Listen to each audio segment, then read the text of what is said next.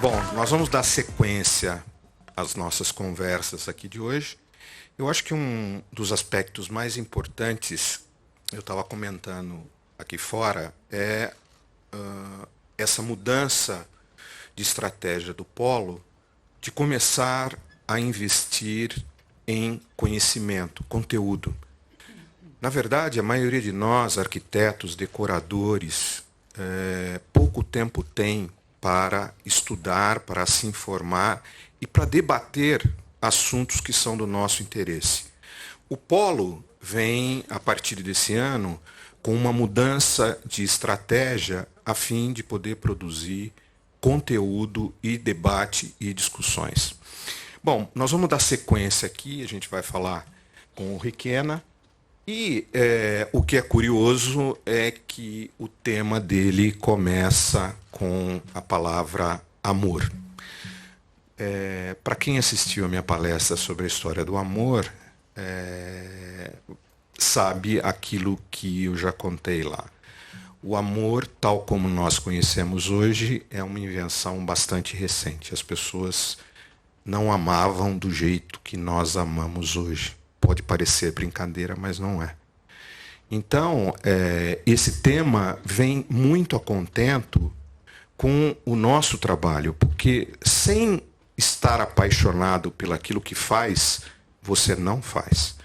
As pessoas, em geral, me perguntam como eu trabalho, quanto eu trabalho.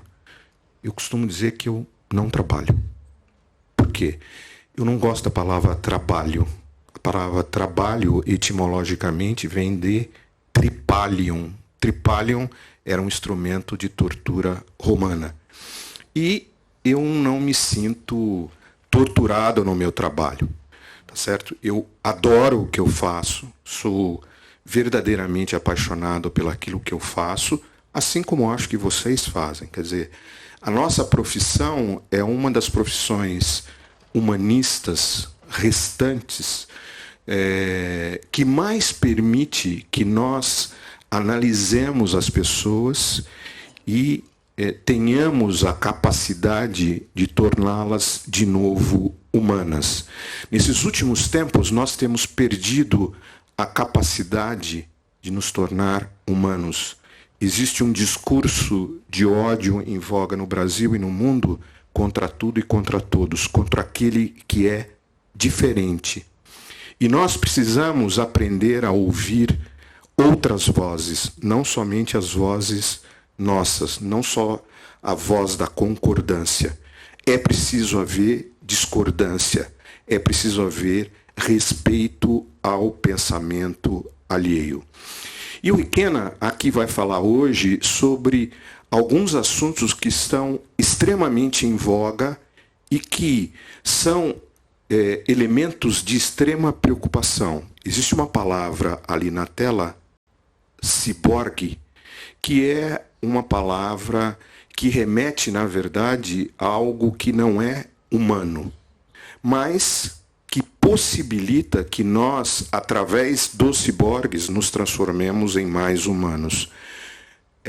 Existe um artigo bastante interessante de um estudioso americano dizendo que o que nós devemos temer não é o imigrante. O que nós devemos temer é o imigrante prateado, que são os robôs. Mas os robôs, na verdade, têm uma contribuição importante a dar a nós humanos. Eles podem fazer aquilo que é degradante, repetitivo e perigoso. Então, todas essas tecnologias, todas essas informações são importantes e fundamentais para mudar a história da arquitetura e da decoração. Nós precisamos sempre nos lembrar que nós mexemos com algo chamado projeto. Projeto em latim é projetare, lançar à frente. Essa deve ser a nossa preocupação constante. Pensar no futuro, criar para o futuro. Pensar em novas famílias e novos arranjos que demandam novos espaços. Acho que essa é também uma preocupação do Requena e ele vai nos enriquecer com o seu conhecimento agora. Muito obrigado.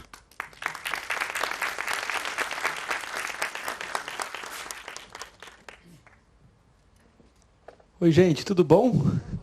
Bom dia. Obrigado pelo convite, estar aqui em Campinas mais uma vez. Eu tive na primeira edição do Polo Arquitec, que eu acho que foi 2012, né, Renata?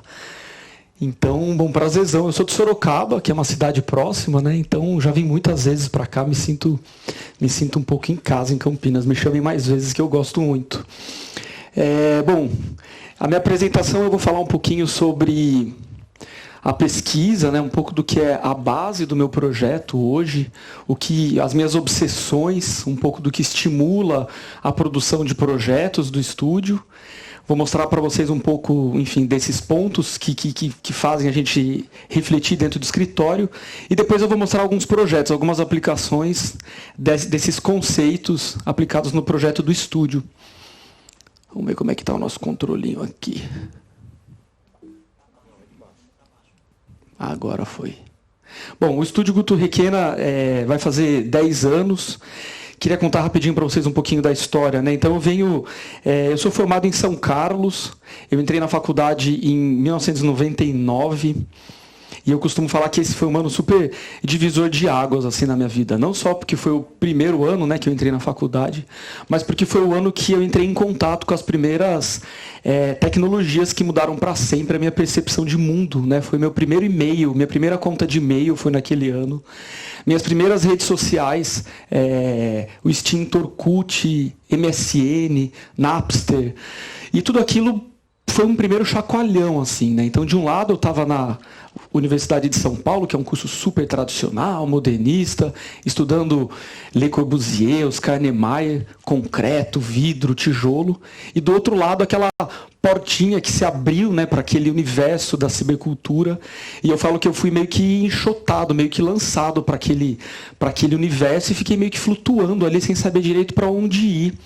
E foi dessa primeira crise que surge o meu interesse em investigar como as tecnologias digitais transformam a nossa maneira de projetar a arquitetura, espaços, cidades, a nossa maneira de se comportar, de viver em sociedade. E, bom, aí eu ingressei direto para o mestrado. A minha tese chama Habitar Híbrido, Interatividade e Experiência na Era da Cibercultura. Eu fiquei durante quase 9 anos fazendo parte de um grupo chamado Nomads, que é o Centro de Estudos de Habitares Interativos da USP, nomads.usp.br, quem tiver curiosidade. É um grupo que já há muitos anos vem investigando essas questões. E fiquei lá no Nomads durante a iniciação científica e mestrado, tentando entender um pouco, né, com foco no universo residencial, de que maneira as nossas casas mudavam, quem eram, né, quem são os arquitetos e designers que têm usado essas tecnologias não só como ferramenta de trabalho, não só como ferramenta de desenho, mas que de fato usam como concepção criativa. E aquilo me instigou demais, porque com certeza é um mundo novo, é uma maneira diferente da gente projetar. Falar disso lá atrás era muito mais difícil, porque a gente tinha poucos exemplos, né? Hoje, aí, quase 20 anos depois, é muito mais fácil, porque de fato essa tecnologia ela se pulverizou, né? A gente, em todo momento da nossa vida, da hora que a gente acorda, da hora que a gente vai dormir, as tecnologias digitais estão impregnadas, né? A gente fala sobre essa computação ubíqua, né? Ela está invisível, ela está em todos os lugares.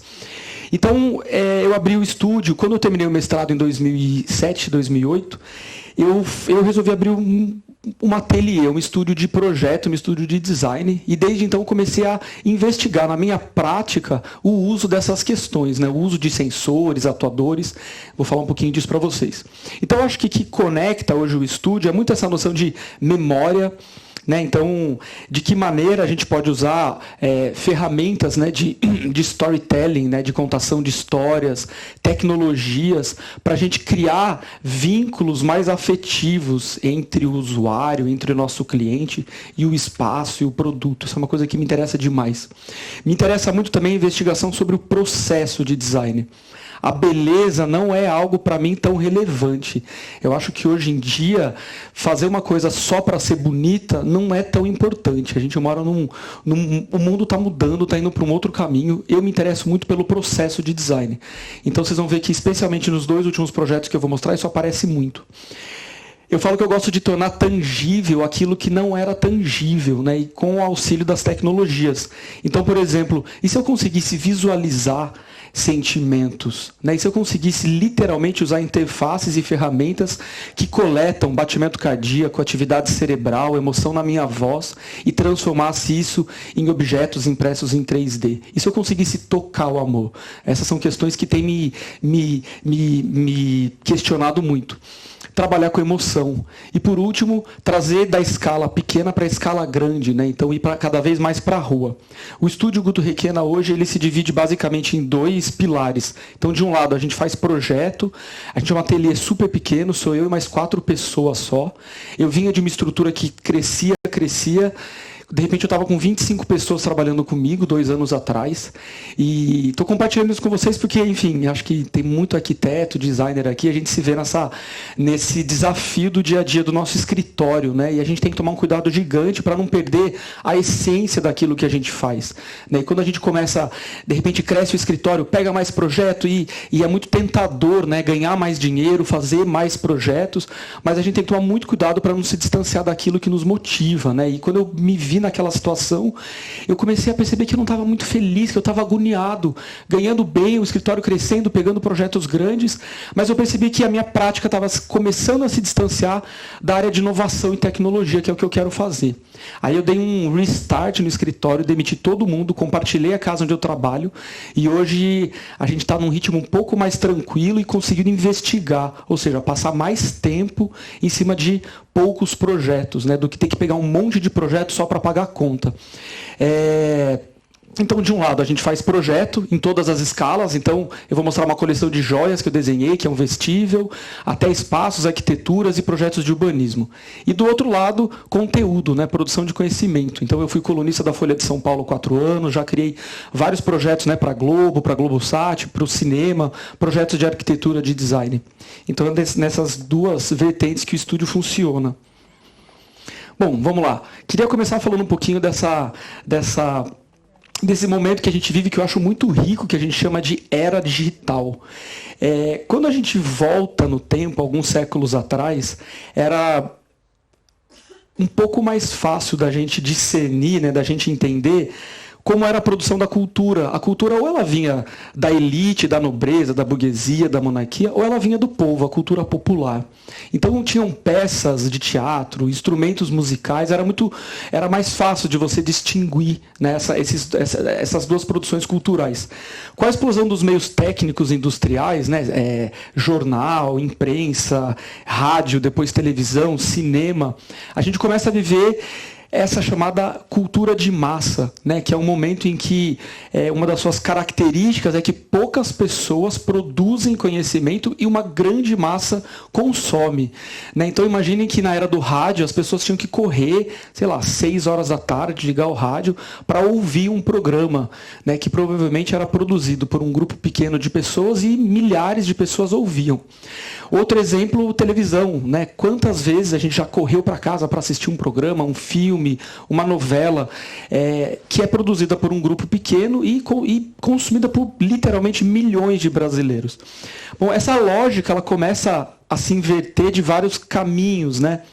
Lá nos fim dos anos 80, início dos anos 90, quando surge a internet, que começa no meio bélico, no meio industrial, e depois surge o personal computer, o PC, e vai para as nossas casas, e logo depois, nos anos 2000, a internet, a gente tem uma mudança completa desse paradigma, né? O que acontece hoje, e eu acho que essa é a principal característica da era digital, é que todos produzimos algum tipo de conteúdo, né? Então, no nosso celular, que é um device que a gente carrega o tempo inteiro com a gente, eu posso produzir fotos, vídeos, editar, compartilhar, escrevo textos. Muitas pessoas tiveram blog, fotolog, hoje escrevem textos no Facebook, compartilham.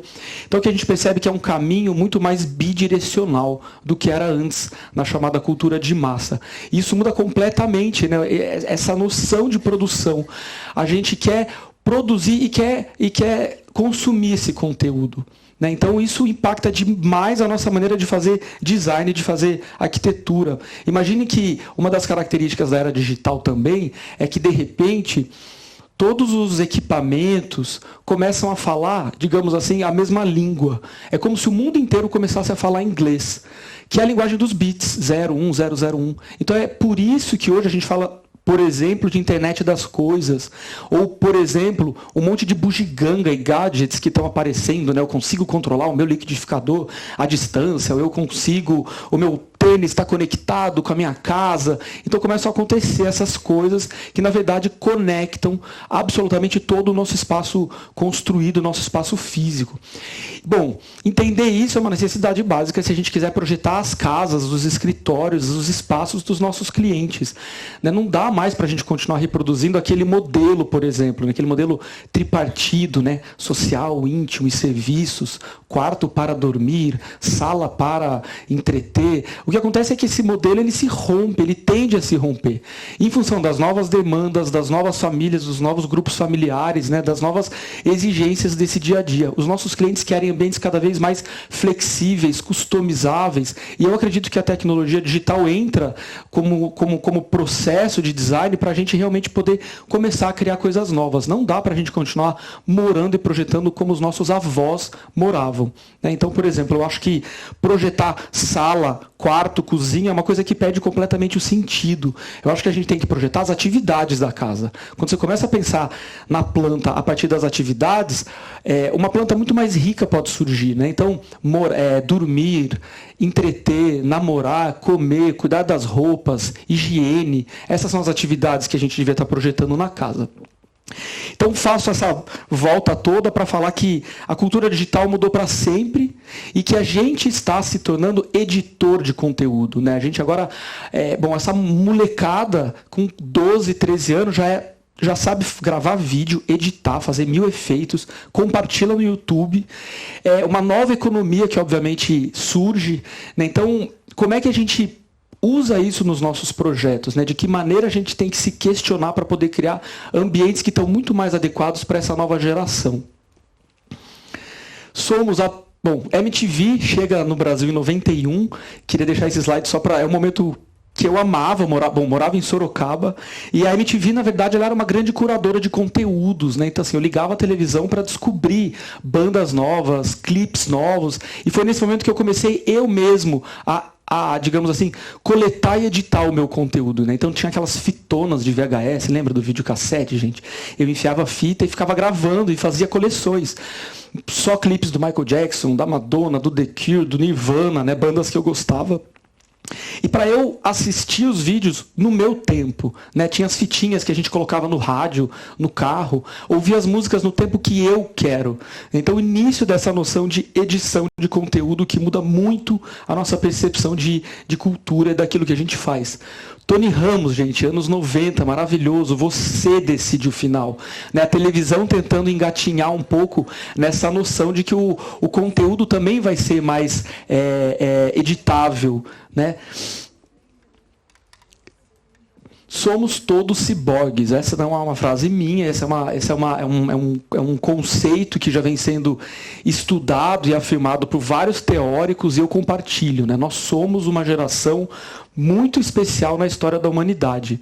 Somos a primeira geração, né, na verdade, a única geração que nasce em ambiente analógico, ou seja, nasce num berço analógico e vai morrer num túmulo digital. Somos a única geração que assiste essa transição e que, teoricamente, nos coloca num lugar, eu acredito, diferente, né? A gente assistiu essa transição, a gente sabe o que era o antes, a gente lembra a quantidade de coisas que a gente tinha, vinil, disco, livro, cassete. migrando para um momento super imaterial, né? A desmaterialização dessas coisas. Somos a primeira geração de ciborgues por dois grandes pilares. Assim. De um lado, estamos ficando cada vez mais tecnológicos, né? O homem ficando cada vez mais maquínico, o nosso orgânico se misturando cada vez mais com essas tecnologias. Somos uma geração protética, né? Muitas próteses sendo desenvolvidas nos últimos 20 anos, próteses que literalmente se mesclam na carne. Olho biônico, marca-passo, perna mecânica, próteses, por exemplo, que corrigem, né, falhas, deficiências, acidentes. Submarino, uma prótese incrível, ela leva o meu corpo para o fundo do oceano, onde ele não iria sem essa prótese. O telescópio, uma prótese incrível, que leva o meu olho para as estrelas. O microscópio, que leva o olho para dentro da célula humana, né, para dentro do meu próprio corpo. Então, próteses que mudam completamente a nossa noção de cognição, né, de humanidade, de percepção de escala, de distância, de tempo. Então, de um lado, o homem maquínico. Do outro, as tecnologias ficando cada vez mais humanizadas. Um termo meio complicado de ser usado, mas não deixa de ser verdade. Olha, eu já estou quebrando aqui o palco. Desculpa aí, viu? Qualquer coisa, coloca na conta. Fiquei apagado de um lado? Não. Desculpa. A pessoa fica andando para lá e para cá, né? Então, de um lado, as máquinas ficando mais perceptíveis. Obrigado. Percebendo mais a maneira que a gente se comporta. Ficando mais fáceis da gente lidar, né? Por exemplo, minha mãe, de Sorocaba, tinha uma dificuldade imensa com aquele monte de controle remoto em cima da mesa da televisão, um videocassete. Bom, o dia que ela teve um iPhone, não que o iPhone seja a coisa mais amigável do mundo, quem tem dá vontade de jogar no chão às vezes, mas ele é uma interface mais inteligente, né, de certa maneira. É pelo toque, é pelo clique. Então, assim, as tecnologias cada vez mais percebendo mais a gente. Vários estudos, várias universidades, vários laboratórios que eu tenho estudado pelo mundo, desenvolvendo novas interfaces. Né? Os nossos filhos, os nossos netos, eles vão dar muita risada quando eles souberem que a gente acessava, né, esse universo do ciberespaço por um computador, né, um teclado, uma tela bidimensional, ou por um celular. Essas já são interfaces pré-históricas. Nossos filhos, nossos netos vão fazer xixi na calça, de verdade, de dar risada, de saber que era assim que a gente usava essas tecnologias. O que a gente está assistindo é o desenvolvimento de novas interfaces. Interfaces sensores, por exemplo, que reconhecem minha presença no espaço onde eu estou. Se eu estou sorrindo, se eu estou triste, se meu coração está batendo mais forte, se eu estou suando. Ou seja, uma loucura, né? Sensores que conseguem reconhecer emoção. Então, assim, o que vai acontecer com relação à publicidade, à arquitetura, à medicina? Nos próximos 10 anos, a gente vai ver mais inovação tecnológica do que nos últimos 30. E vai ser assim a cada década. Então, assim, a gente vai estar vivo para ver tudo o que está acontecendo. A gente está assistindo uma revolução que ainda é pré-histórica, que ainda está muito no comecinho. Bom, isso tudo para falar de arquitetura e de design. Né? Então, se somos a primeira geração de... Olha, está vendo uma boate aqui, adorei isso. Se somos a primeira geração de ciborgues, significa que temos uma outra maneira de perceber o mundo, uma outra cognição. Né? Isso muda para sempre a nossa maneira de projetar. A gente não dá mais para projetar da mesma maneira. Essa é uma imagem que eu adoro, né? Mostra início dos anos 90 na Alemanha, mas enfim, podia ser uma casa no Brasil, 3 irmãos jogando videogame. Né? Então, foi comprovado cientificamente por um artigo, há uns 10 anos atrás já, na Alemanha, que crianças que jogam muito videogame de câmera subjetiva, sabe esses joguinhos que você fica por trás do personagem atirando e matando todo mundo? Essas crianças, por exemplo, têm uma cognição, têm uma capacidade de visão, uma visão periférica mais ampliada do que nós, em 8 graus, de 8 a 10 graus. Ou seja, esse é um dado de que existe algo perceptivo que muda. Né? Não precisa ler artigo nenhum para saber. Quem tem criança em casa vê a facilidade, né? Que eles mexem nos dedos para usar o iPhone, ou que eles usam as tecnologias. Então, assim, tem algo que está sendo questionado no nosso físico, no nosso corpóreo, no nosso sensorial. Não dá para a gente projetar aquela casa tripartida, com aqueles móveis pesados, estanques, aquele excesso de objetos, de decoração, de frufru. O mundo vai para outro caminho. Estamos hiperconectados, né? Então, tecnologia em absolutamente todos os lugares, em todos os locais. Essa é uma imagem que eu gosto, é do fim dos anos 90, comunidade de Paraisópolis, próximo do bairro do Morumbi, em São Paulo, mostrando uma tecnologia que nem existe mais, que são essas antenas parabólicas, mas só para lembrar que as tecnologias sim perpassam e tendem a perpassar todas as camadas sociais. Elas começam mais caras para a elite e depois se popularizam. Fato é, por exemplo, o telefone celular. Essa é uma das coisas mais importantes que eu vou falar hoje aqui, que é esse momento e essa necessidade que a gente tem de desmaterializar, né? Então, eu fico imaginando, né, nesse futuro muito próximo, como é que vai ser quando toda a produção cultural já feita pelo homem, já produzida pelo homem na sua breve história, tiver acessível online? Todos os livros, discos, óperas, tudo que foi produzido tiver acessível num clique, né? Então eu dei aquele exemplo, a gente não tem mais tantas coisas materiais em casa. Bom, isso é um fato que a tecnologia está trazendo, mas também é um fato que a gente já ferrou o planeta, a gente está vendo o que está acontecendo, com o aquecimento global, com o oceano, com a produção de lixo, de descarte, são questões que enfim, já está intrínseca na nossa produção de conhecimento, e a gente precisa, portanto, produzir menos matéria. E é daí que surge uma crise que eu vivo gigante com o que eu faço, com o design. Eu fico me perguntando, será que o mundo precisa de outra cadeira? Mais uma mesinha de centro maravilhosa? Mais um sofá chuchu? Para quê? Não precisa, a gente não precisa mais ficar produzindo quantidade de coisas que a gente produz. E essa é uma responsabilidade gigante como designers. Eu acredito que o futuro do design está muito mais relacionado ao desenho de interfaces, ao desenho de sistemas, muito mais do que o desenho de produto, o desenho de objeto. Então, quando a gente desenha um produto, quando a gente desenha um objeto, é uma responsabilidade gigante, né? Qual que é a qualidade que eu vou colocar naquilo, quanto tempo que ele vai durar, se é uma coisa que está na moda e, portanto, vai sair da moda daqui a pouco, eu não deveria criar, né? Então, tentar criar peças mais atemporais.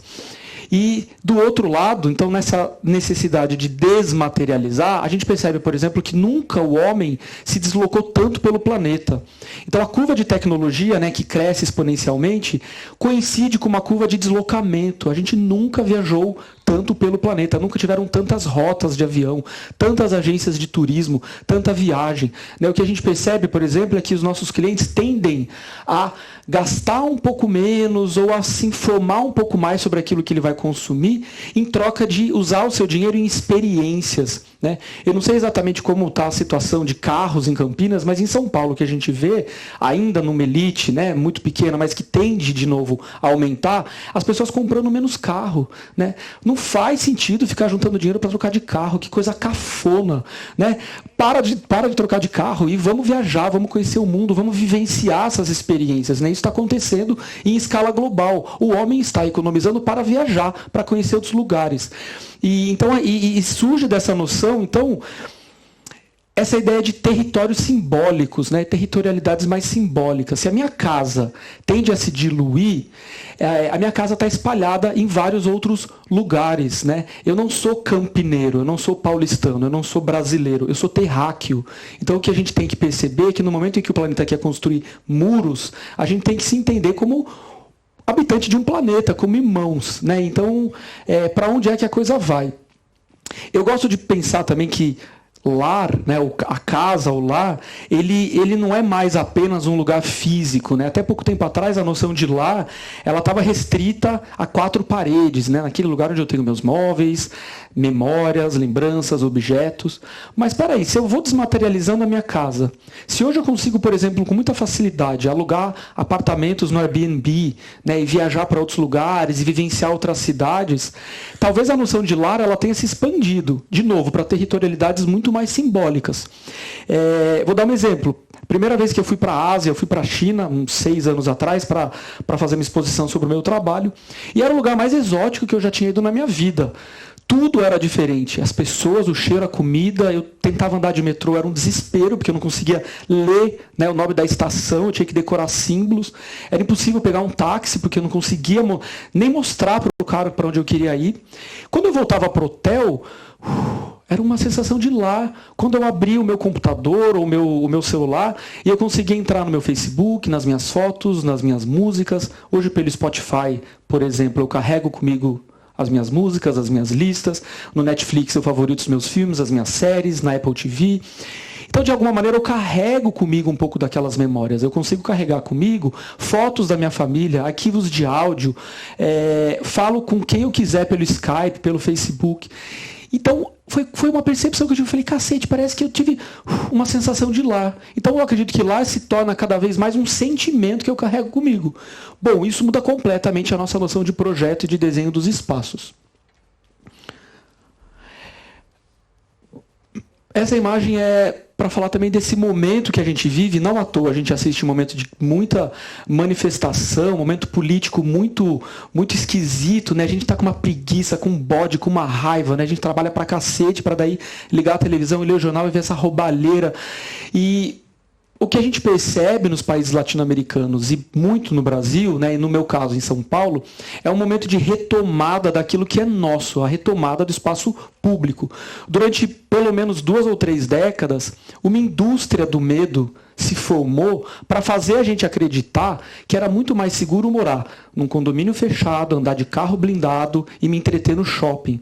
Isso vem destruindo as nossas cidades, isso vem destruindo a nossa sociedade, isso vem destruindo as nossas vidas. Então o que a gente percebe é que pelo menos de uns 10 anos para cá existe um movimento muito forte de lutar contra isso. Né? Então, por exemplo, ocupar de novo a rua. Né? A gente teve uma última gestão de um prefeito que fez um decreto que hoje 18 avenidas em São Paulo são fechadas para carro no fim de semana, no domingo, e aberta para as pessoas. A gente tem uma carência muito grande de espaço público, poucos parques, poucas praças em São Paulo. Então, quando você faz uma praça temporária, como essa aqui é na Avenida Paulista, algo incrível acontece nesse plano de ocupar a cidade, de se entender que aquilo é nosso, que aquilo nos pertence, que aquilo é muito mais importante do que morar num condomínio. Uma criança que cresce num condomínio, ela cresce completamente afastada, completamente distante da realidade. E é por isso que a gente tem uma geração aí que está entrando na faculdade agora, que cresceu num condomínio e tem uma dificuldade gigantesca de se entender, né, como ser humano, de poder lutar, de poder conquistar coisas. A gente vê uma geração seríssima, né, que cresceu em condomínios. Então, não à toa as pessoas estão indo para a rua, estão se manifestando e estão tentando criar um outro ambiente. Eu vou mostrar para vocês um programinha que eu tenho, acho que passa aqui em Campinas, passa no cinema, no Kinoplex e no Cinemark. É um programa que já está na 2ª temporada, são 12 episódios, está tudo online no meu canal do YouTube, junto com as séries que eu já fiz para o GNT e para a Globo. Esse é um programinha que eu tenho muito orgulho, ele dura 3 minutos e passa na hora do trailer do cinema. Chamando a atenção de todo mundo, como exemplo internacional, a partir de um gesto muito simples: fechar algumas de suas avenidas por algumas horas para carros. Quando a gente fecha as avenidas para carro e abre para as pessoas, algo incrível acontece. Mais gente na rua, mais coletivo, mais ocupação.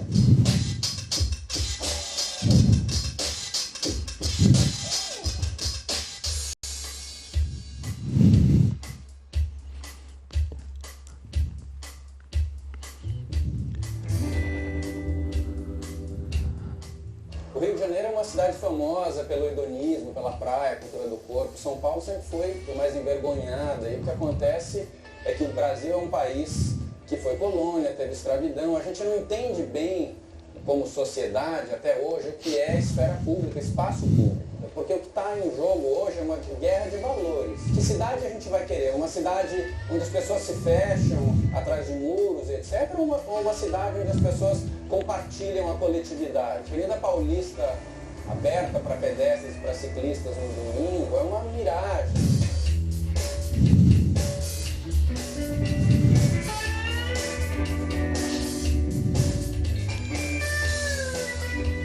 Eu gosto de pensar que o futuro da cidade, amparado pelas tecnologias, pode nos levar para outro lugar. Tem uma profecia catastrofista que a internet ia matar a cidade. E o que a gente vê é o contrário. As tecnologias digitais, elas só parecem favorecer mais ainda o uso renovado dos espaços públicos.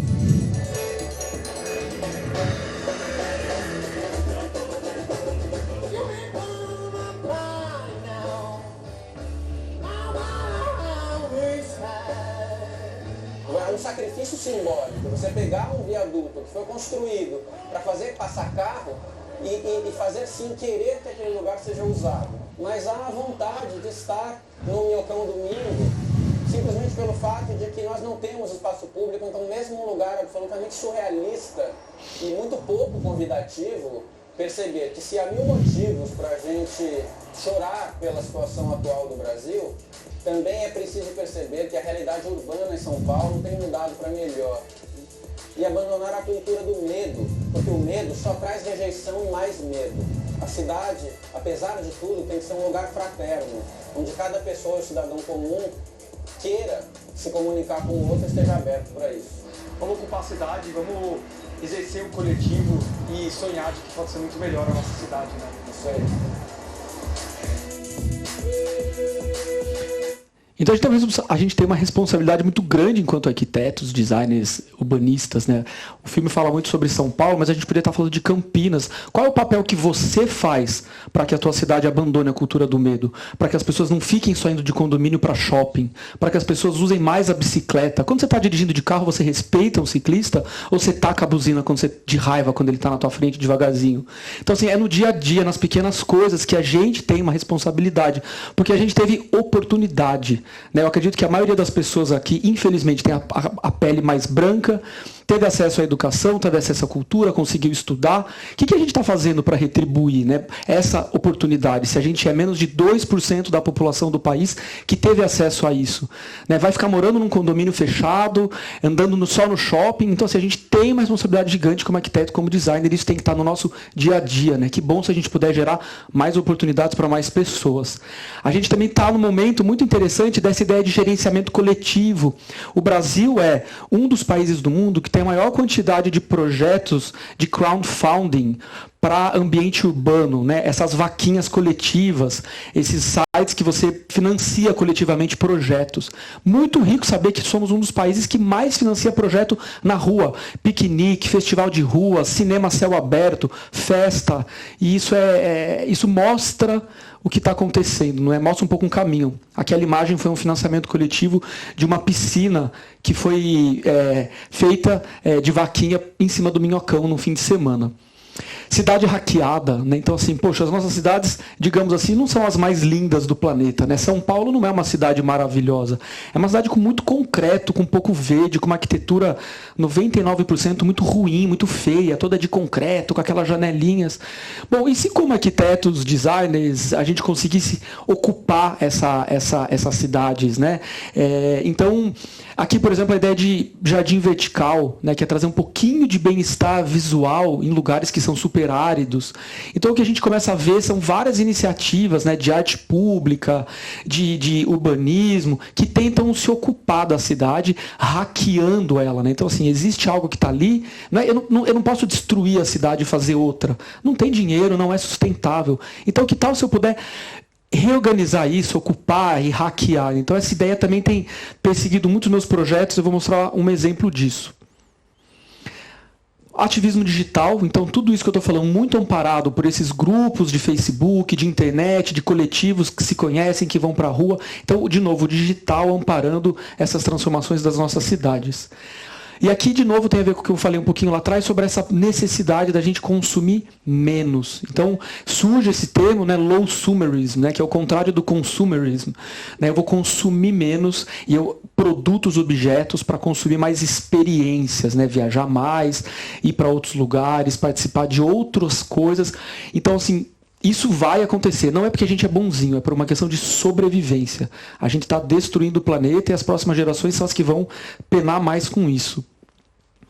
E aí, por fim, eu acho que também, talvez um dos slides mais importantes também, é entender que não dá para fazer só o novo.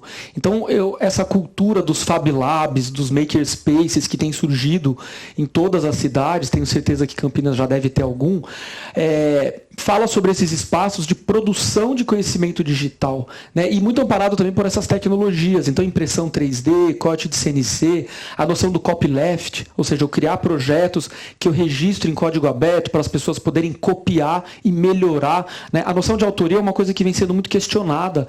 A gente criava uma coisa e registrava em autoria. Não pode copiar, é só meu. Pô, que legal se alguém copiar e fizer algo melhor a partir daquilo que eu criei. A gente vai viver num mundo muito mais legal, né? Quando a gente rompe essas questões de copyright, a gente consegue avançar na área de medicina, de design, de um monte de coisa.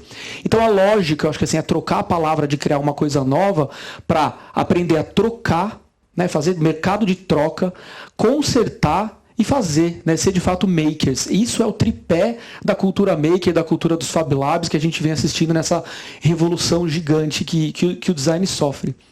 E aí, meu último slide da primeira parte, o momento que o estúdio vive, que é essa vontade de levar um pouquinho desse breve conhecimento que a gente teve nos últimos 10 anos para a rua, né? Então, o foco principal do estúdio tem sido arte pública, mobiliário urbano, fachadas interativas.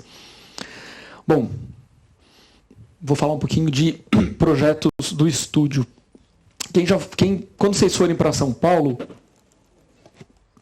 esse é um projeto que eu desenhei, que fica na Avenida Rebouças, na esquina da Oscar Freire. Vou pôr um vídeo e vou falar junto com o vídeo. Eu fui convidado por esse cliente, que é uma empresa privada, é um hotel, para desenhar uma fachada nova. O prédio, vocês vão ver, a fachada era do fim dos anos 60, início dos anos 70. Então esse cliente comprou o hotel e ele queria fazer uma mega revitalização, requalificação do prédio e me chamou para desenhar uma fachada.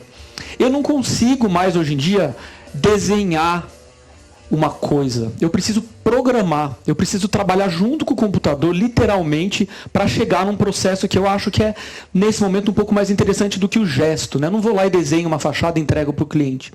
Então, bom, eu comecei a analisar o entorno. A Rebouças, né, em São Paulo, de modo geral, é muito poluído, é muito barulhento.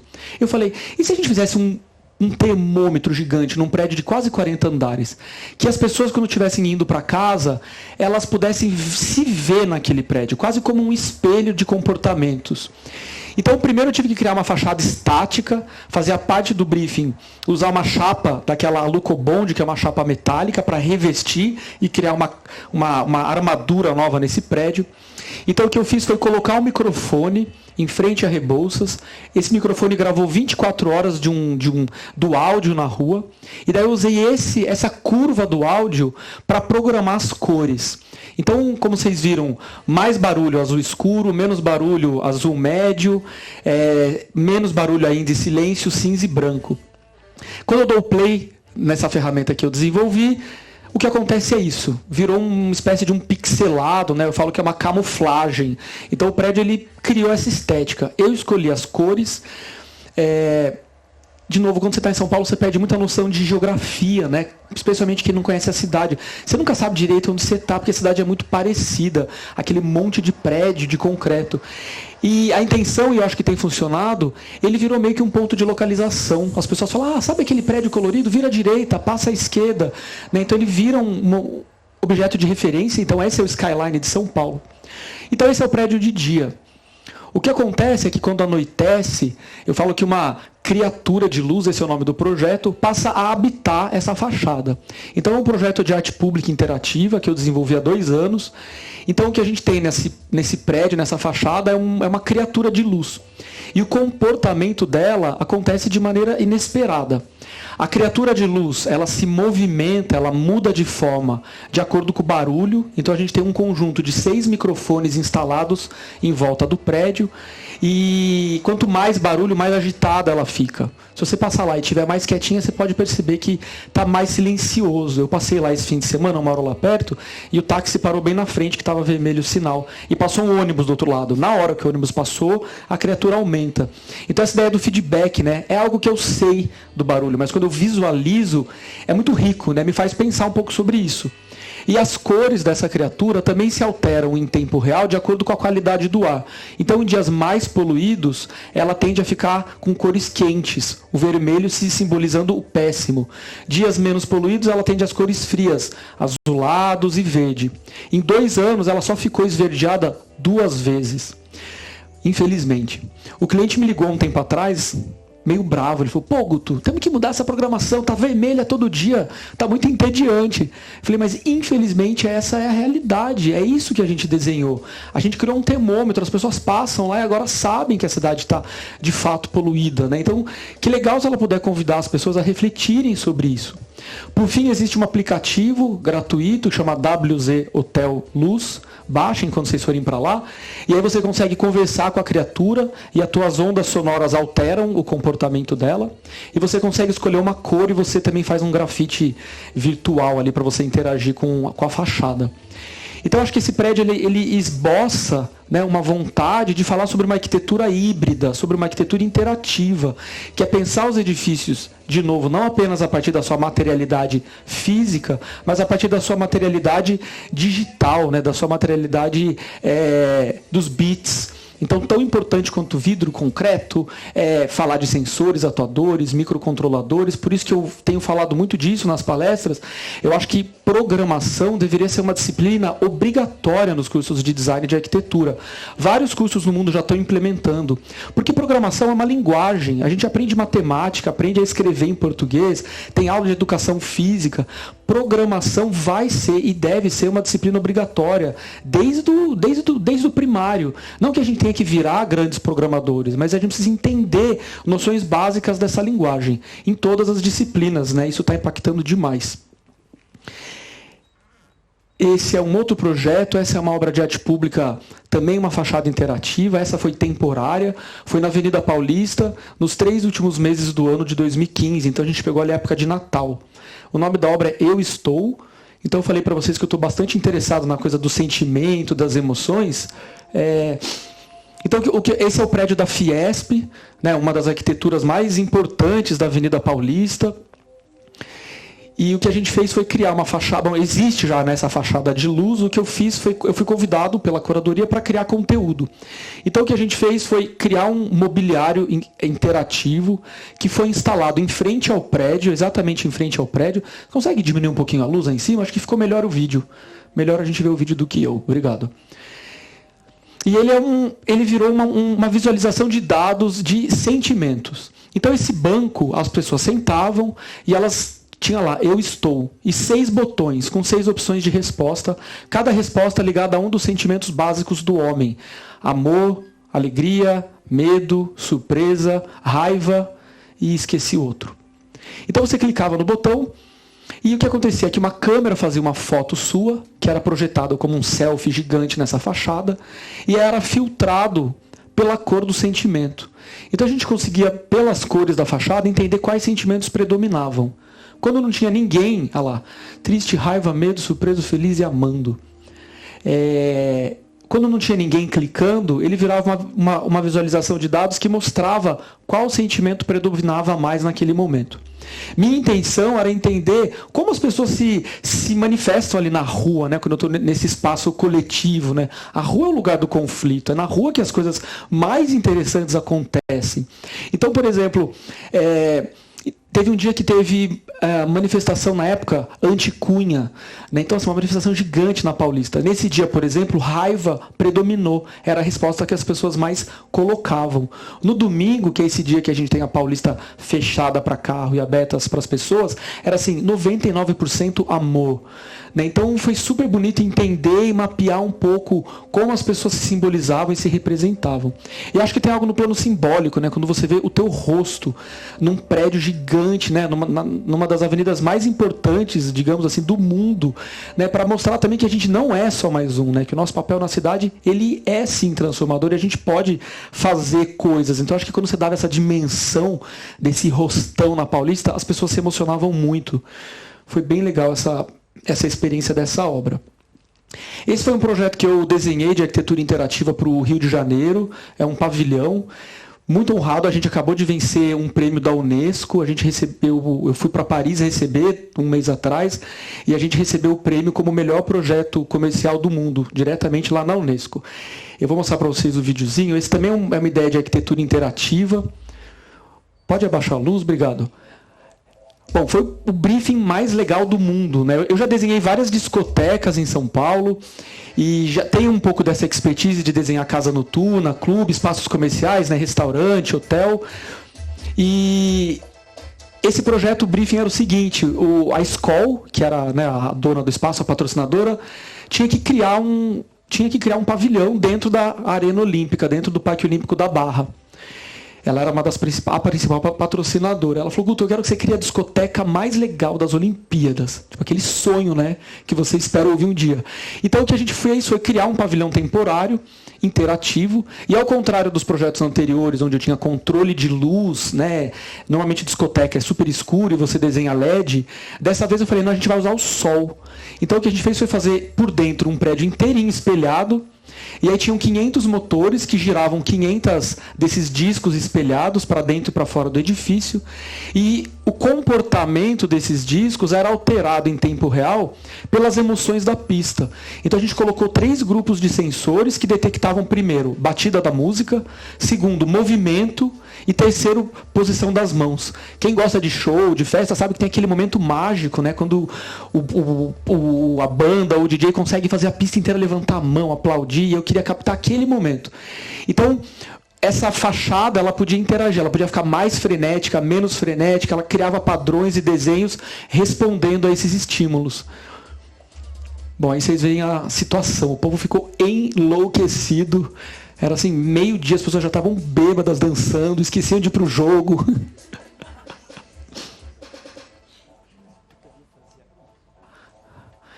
E era super bonito o efeito do sol, né? A gente estava no Rio, eu falei: não faz sentido criar um lugar fechado. Então vamos aproveitar esse sol para criar esses efeitos gráficos, essa reflexão na pista, do lado de fora, do lado de dentro.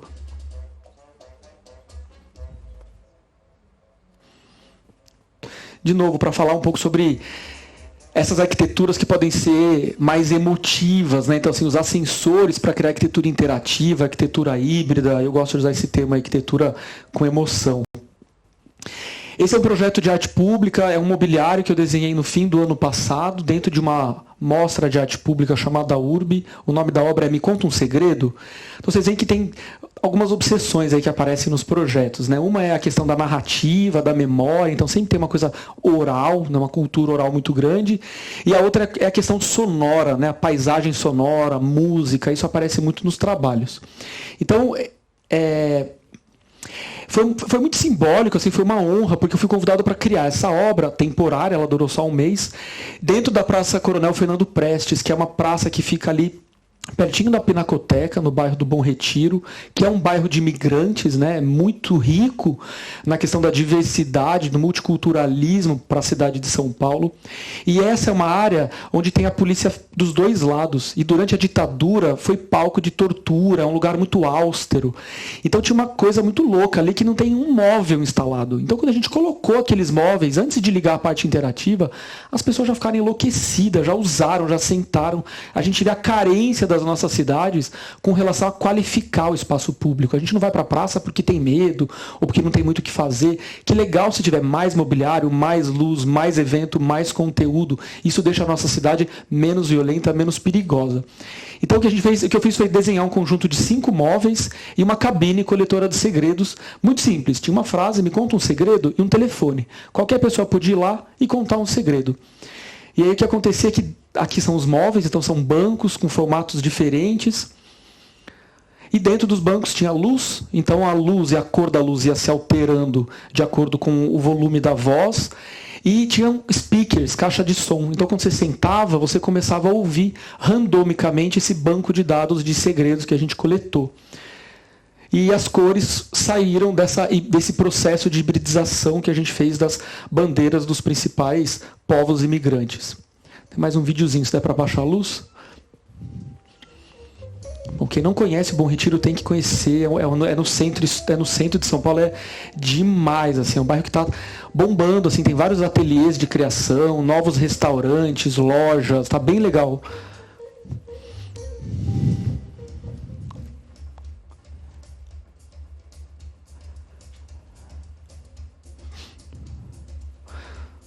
Somos todos imigrantes, né? Aí a praça.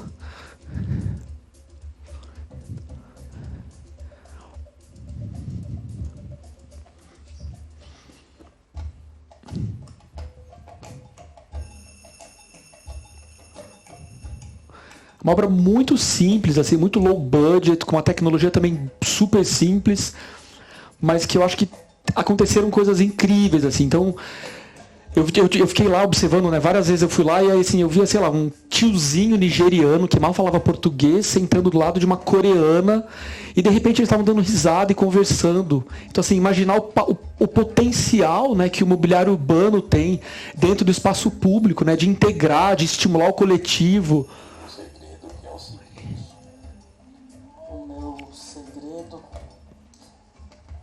O meu segredo, eu acredito que é.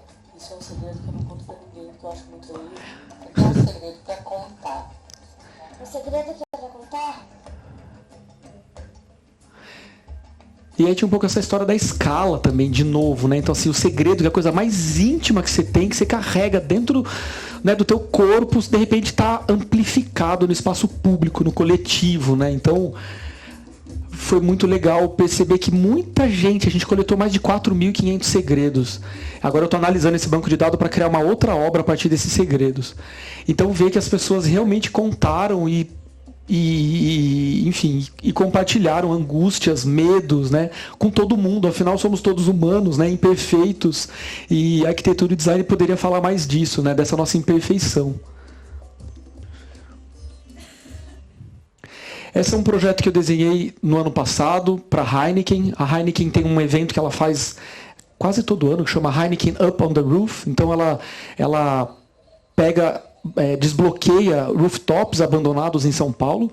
Esse foi muito especial, porque foi um rooftop no Mirante do Vale, que é considerado o edifício mais alto da América Latina. Estava fechado há 40 anos esse rooftop.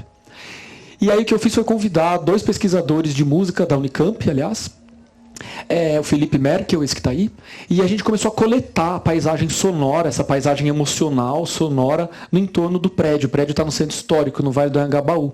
Então a gente coletou áudio da Catedral da Sé, feira de rua, carro na 9 de julho, missa, um monte de coisa. E a gente criou essa instalação, que é uma estrela, é o símbolo da Heineken, parametrizada pelo computador, e ela virou um grande instrumento musical. Quando você entrava dentro dela, vários sensores reconheciam a tua presença, então você podia se movimentar e dançar, e como resposta, esses sons, esse banco de dados saía. Então era uma maneira de remixar o áudio da cidade. E aí as luzes também se alteravam em função desses movimentos. No andar de baixo, a gente desenhou toda a cenografia, então era uma pista de dança, a céu aberto, é super bonito o lugar, vocês vão ver. E a gente desenhou também o bar, o mobiliário. Todos os móveis a gente registrou em copyleft. Então a gente permite que qualquer pessoa copie, né, leve isso para um Fab Lab, corte em CNC e tenha esses móveis em casa.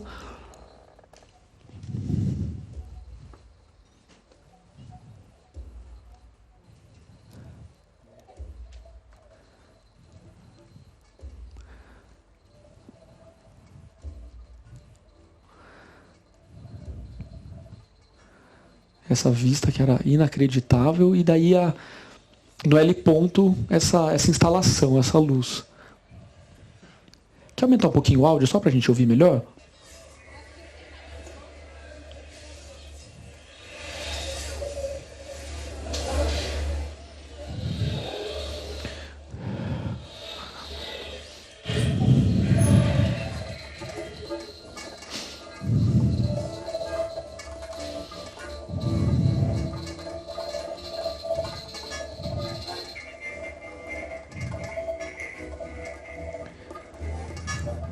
Foi muito legal que era um evento gratuito, não pagava nada para entrar, então qualquer um podia acessar a estrela, podia subir nesse rooftop.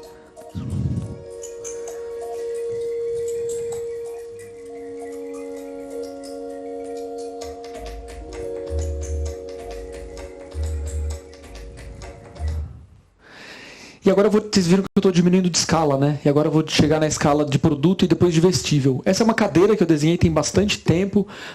1 hora? Estamos já bem no finzinho, prometo. É uma cadeira que, bom, o processo dela sai de novo desse meu interesse de mixagem, né? Então, eu acho legal que nesse momento digital a gente consegue mixar coisas que até pouco tempo atrás não eram possíveis, né? Quando tudo vira linguagem bits, né? 01, 001, eu consigo misturar coisas que não eram possíveis. Nesse caso, eu misturei uma cadeira um clássico, na minha opinião, a cadeira mais importante da história do mobiliário brasileiro, a cadeira Girafa, da Lina, junto com o áudio. Então a Rua Santa Ifigênia é um lugar que me inspira muito em São Paulo, né? Não sei se já foram, mas é meio uma Índia, né? Vende equipamentos eletrônicos, aquela bagunça. Eu adoro aquele lugar. E eu andei gravando a paisagem sonora. E o que eu fiz foi misturar os arquivos. Então eu escaneei a cadeira da Lina, levei ela para o computador e gravei o áudio da rua e misturei. O resultado é uma cadeira impressa em 3D, que é a distorção da cadeira original através do áudio.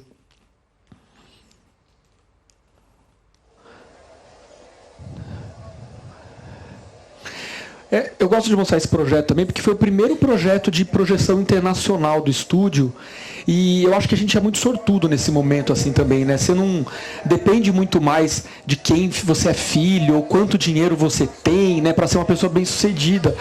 Se você fizer um projeto que pode ser interessante, se você documentar direito, fotografar e submeter para os blogs internacionais, e se eles gostarem e publicarem, é um caminho sem volta, né? A Noise foi o primeiro projeto do estúdio que os blogs amaram. E aí começaram a publicar em tudo quanto é blog, e depois as revistas impressas chegaram e começaram a publicar.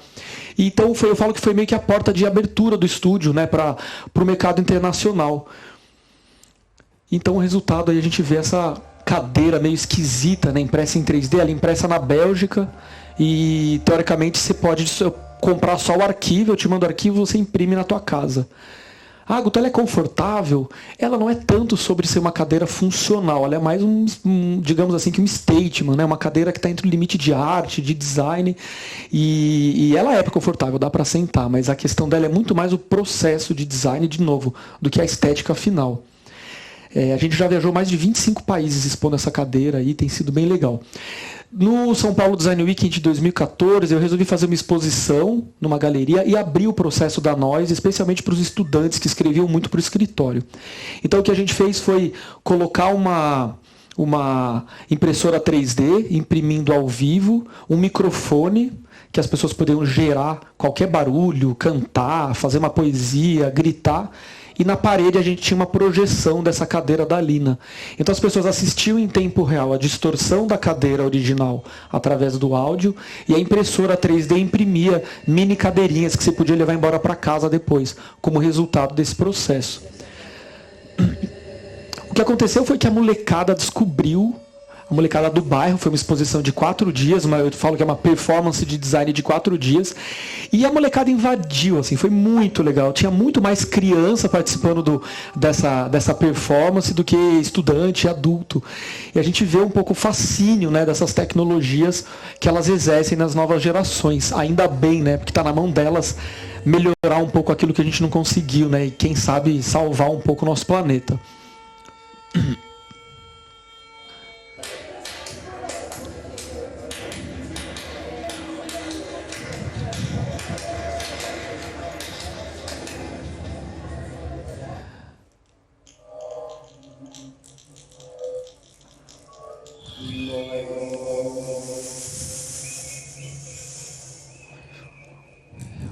E aí a impressora imprimia as mini cadeirinhas.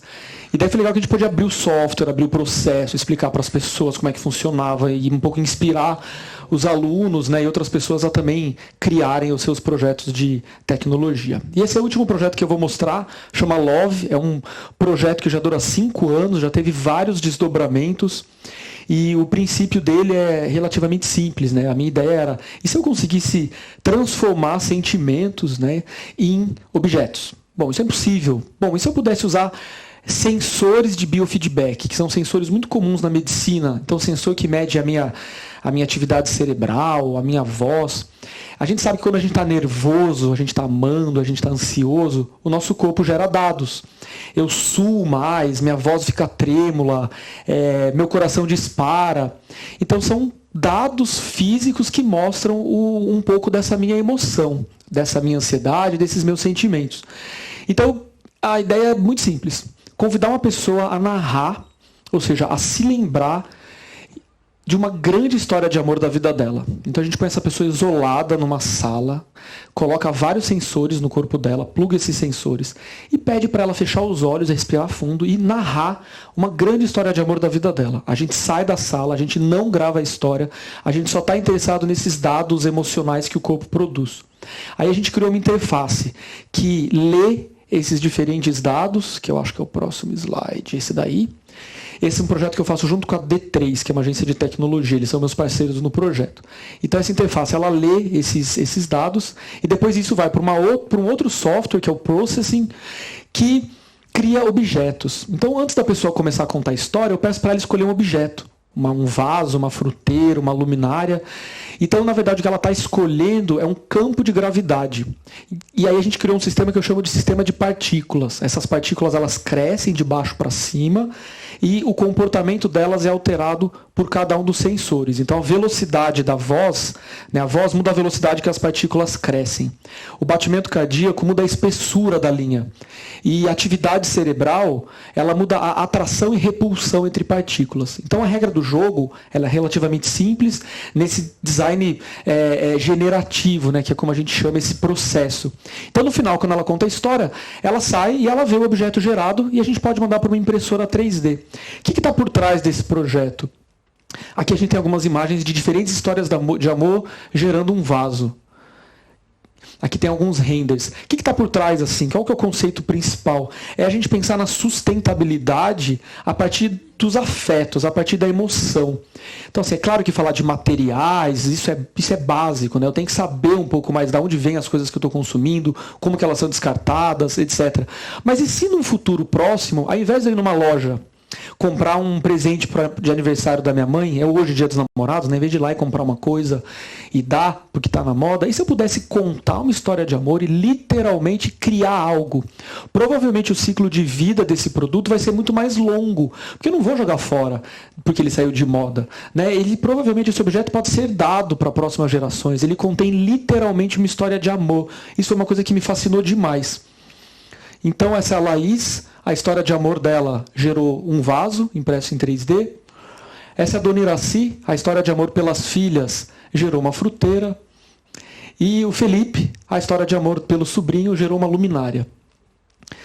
Bom, aí a gente, no São Paulo Design Weekend, numa outra edição, a gente resolveu fazer uma performance para mostrar o funcionamento do projeto. E durante 4 dias, a gente coletou várias histórias de amor. Então tinha uma câmara lá que as pessoas podiam entrar, contar uma história de amor, a gente colocava os sensores. Do lado de fora, duas projeções, uma mostrava os sensores funcionando, a outra mostrava o objeto sendo gerado, e na frente 3 impressoras 3D que imprimiam mandalas. Então, para essa performance, a gente fez um objeto menor. Não sei se vocês já viram uma impressora 3D, acredito que sim, mas a impressora 3D demora muito para imprimir.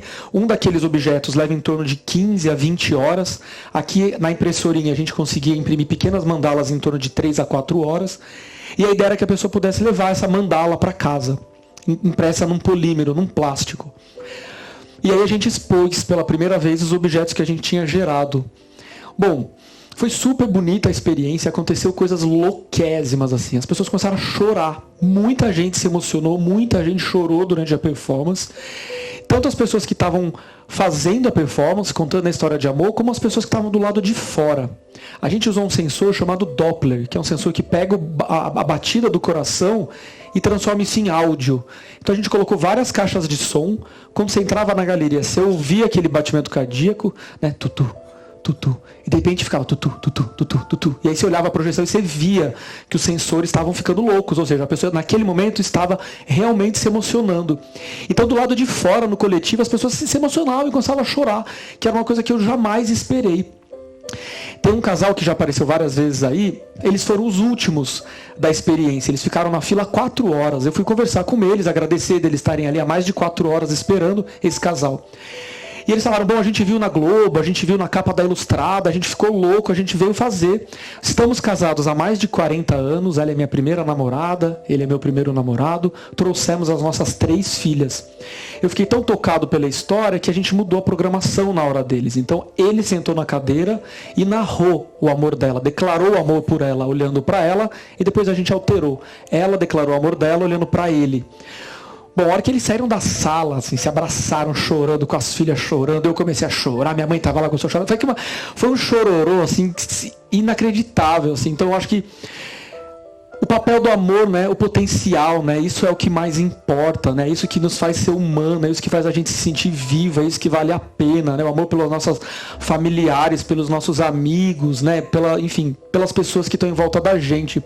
Então eu acho que ele é um projeto de design, mas que mostra outros caminhos, assim, né, que quando você pega a mandala, o que menos importa é o objeto, o que mais importa foi a experiência que você teve para gerar aquela mandala, né, e poder materializar e contar aquela história, presentear alguém. E depois a gente fez essa mesma performance, a gente foi representar o Brasil na Semana de Design de Dubai, essa eu e meu time durante a performance, e a gente tava super tenso, né, como é que vai ser, porque no Brasil todo mundo chorou, foi muito emocional, mas a gente é brasileiro, a gente é latino, a gente chora por qualquer coisa. Aconteceu a mesma coisa dentro de um ambiente internacional, com a diferença de que tinha muita mulher de burca, então assim, a gente teve que treinar as meninas para colocar o sensor, homem não pode tocar mulher, e muita gente chorou, a mesma coisa doida aconteceu. Então esse é um projeto que me emociona demais relatar, e é uma obsessão, ele vai ter vários desdobramentos, e o desdobramento, aqui são as mandalas, né? Então a gente vê que a regra paramétrica, a regra do jogo é sempre a mesma, mas o resultado é completamente diferente, porque a história e o sentimento que a gente mapeou é diferente. O último experimento chama Aura, a gente acabou de lançar, estou muito feliz de mostrar aqui. Muita gente escrevia, né, falando que queria participar do Love, mas o Love era um projeto super caro, porque demanda uma mega tecnologia, uma equipe gigante, então ele ficou meio que restrito a museu, galeria, e eu queria muito que ele popularizasse e fosse mais democrático. Então o que a gente fez foi criar um aplicativo que chama Aura Pendant, vocês podem baixar, é de graça, e aí pelo aplicativo você coloca um fone de ouvido, não tem nenhum botão, nada. Vocês vão ouvir uma voz, infelizmente por enquanto tudo em inglês, mas essa voz ela vai te pondo num estágio, assim, fecha os olhos, respire fundo, pense num grande amor da sua vida, e aí você coloca o dedo no flash da câmera. O que o nosso aplicativo faz? Ele coleta os batimentos cardíacos a partir do flash da câmera e ele analisa a emoção na tua voz ao contar a história. Quando você termina de contar a história, em tempo real você visualiza uma mandala. E aí, se você quiser, você pode clicar e comprar. Ela é impressa em ouro 3D, ouro maciço, ou em cobre com banho de ouro rosa.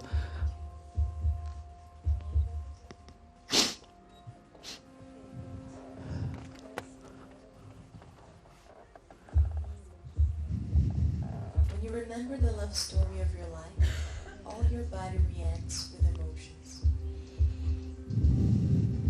Now, you can capture those emotions and turn them into a unique journey.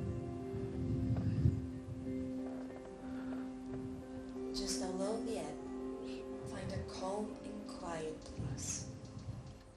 Cover your cell phone camera with your index finger, relax, and tell your love story.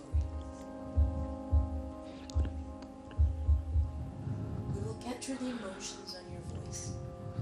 Sensing your finger, we will measure the emotions from your heart.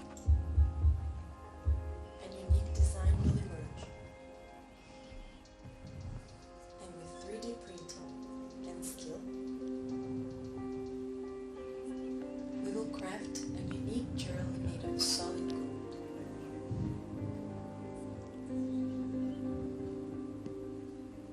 The perfect gift for yourself or for the person you love.